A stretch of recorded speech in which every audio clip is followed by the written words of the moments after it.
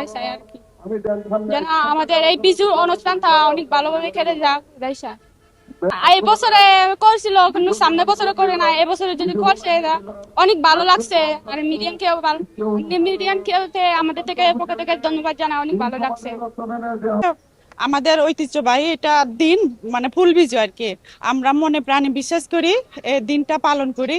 মানে যত সারা বছরের দুঃখ ক্লান্তি মানে যাতে ফুলের সাথে বাজাই দিতে পারে, মানে সেই জন্য আমরা এই দিনটি মনে প্রাণে বিশ্বাস করি, তো পালন করি প্রত্যেকটি বছর। কিন্তু আমরা নারায়ণগঞ্জে হচ্ছে আজকে 7-8 বছর হচ্ছে, কিন্তু কোনোদিন পালন করিনি। এই বছর পালন করতে পেরে অনেক মানে ভালো লাগতেছে আর কি। এখানে আমরা পার্বত্য চট্টগ্রাম থেকে বিভিন্ন চাকরির সুবাদে এখানে প্রায় আদমজি, কাশপুর, নারায়ণগঞ্জ মানে 3-4 হাজার পাহাড়ি আছি, আমরা এখানে অবস্থান করতেছি।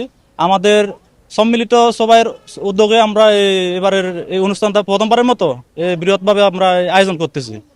তো এই আমাদের এই বিজু উৎসব উপলক্ষে আমি সারা দেশবাসীকে এই বিজু উৎসবের শুভেচ্ছা এবং এই সম্প্রীতির একটা যে বার্তা এটা দিতে চাই, যাতে সবাই মিলেমিশে একসাথে থাকতে পারি।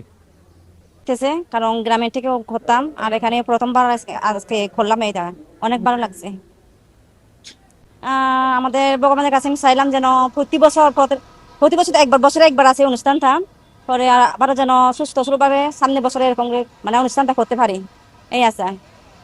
হ্যাঁ, যেন আমরা যেন সবাই মিলেমিশে থাকতে পারি, এই আশাই করতে চাই আমি। ঐতিহ্যবাহী ফুল বিজু, আর এই বিজু 3 দিন আমরা উদযাপন করি। এখানকার পরিস্থিতি, এখানকার পরিবেশ অনেকটা ভালো লাগলো। এখানে আপনাদের প্রশাসন হয়ে শুরু করে আপনাদের মিডিয়ার লোক যেগুলো আছে, আপনারা আন্তরিকভাবে যে সাহায্য সহযোগিতা করছেন, আপনাদেরকে ধন্যবাদ জ্ঞাপন করছি। আর এখানে আমরা চাকরির সুবাদে এখানে অবস্থান করি। আমরা যে হিলে পার্বত্য চট্টগ্রামে যে ব্যাপকভাবে যে আজকে এই অনুষ্ঠানটা বরণ করে নিতেছে, আজকে দুর্ভাগ্য বিষয় হলেও আজকে আংশিক হলেও আমরা শান্তি অনুভব করতেছি। আজকে আপনাদের মাধ্যমে বলতে চাই, এটা সবার জন্য, এটা সবার জন্য এটা একটা আনন্দময় গড়ে উঠুক আজকের দিন। পুরান বছরকে আমরা বিদায় জানাচ্ছি, নতুন বছরকে স্বাগত জানাচ্ছি।